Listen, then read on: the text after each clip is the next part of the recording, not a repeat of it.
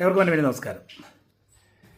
ഇന്ന് യുദ്ധത്തിൻ്റെ പശ്ചാത്തലത്തിൽ കേരളവും ഇന്ത്യയും ലോകം മുഴുവൻ ഊർജ്ജ പ്രതിസന്ധികൾ നേരിടുകയാണ്.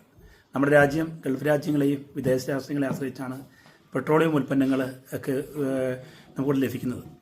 ഇതിനൊരു പരിധിവരെ നമുക്ക് പരിഹരിക്കാൻ കഴിയുന്നൊരു കാര്യം എന്ന് പറഞ്ഞാൽ കഴിയുന്നിടത്തോളം വീടുകളിൽ സോളാർ സിസ്റ്റം നമ്മൾ സ്ഥാപിക്കുക. സോളാർ സിസ്റ്റം സ്ഥാപിക്കപ്പെട്ടാൽ സൂര്യനിൽ നിന്ന് കിട്ടുന്ന ഊർജ്ജത്തെ ഉപയോഗിച്ച് നമുക്ക് വീട്ടിലേക്ക് ആവശ്യമായ ഇലക്ട്രിസിറ്റി ലഭിക്കും. ആ ഇലക്ട്രിസിറ്റി ലഭിക്കുമ്പോൾ നമുക്ക് വീടുകളിൽ പാചകത്തിനായിട്ട് ഇൻഡക്ഷൻ ഉപയോഗിക്കാൻ കഴിയും.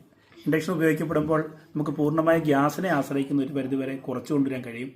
അപ്പോൾ നമുക്ക് കുറഞ്ഞ ചിലവിൽ വീട്ടിലെ പാചകവും നടക്കും.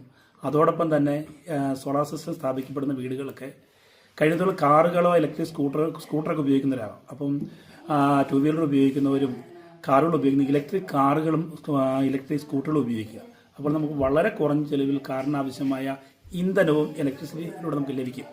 അപ്പോൾ നമുക്ക് ദൂരയാത്രയൊക്കെ പോകുന്നവർക്ക് വളരെ കുറഞ്ഞ ചിലവിൽ യാത്രയും നടക്കും. അപ്പോൾ നമുക്ക് ചിലവും കുറച്ചു കൊണ്ടുവരാൻ കഴിയും. ഒപ്പം തന്നെ സർക്കാരിന് ചെയ്യാൻ കഴിയുന്നൊരു കാര്യം എന്ന് പറഞ്ഞു കഴിഞ്ഞാൽ മറ്റൊരു പദ്ധതികൾക്ക് പണം ചെലവഴിച്ച് മാറ്റിവെക്കുന്ന പോലെ തന്നെ ഇലക്ട്രിക് കാർ വാങ്ങുന്നവർക്ക് ഇലക്ട്രിക് സ്കൂട്ടർ വാങ്ങുന്നവർക്കൊക്കെ ഒരു ചെറിയ രീതിയിൽ ഒരു സബ്സിഡി കൊടുക്കുക. അങ്ങനെ വന്നു കഴിഞ്ഞാൽ നമ്മുടെ രാജ്യത്തെ ആളുകൾ ഉപയോഗിക്കുന്ന ഇലക്ട്രിക് കാറുകളും ഇലക്ട്രിക് സ്കൂട്ടറുകളും കൂടുതലായി ഉപയോഗിക്കും. അപ്പോൾ നമ്മൾക്ക് ഈ പെട്രോളിയം ഉൽപ്പന്നങ്ങൾ അന്യരാജ്യങ്ങളിൽ ഇറക്കുമതിയുടെ അളവ് കുറച്ചു കൊണ്ടുവരാൻ കഴിയും.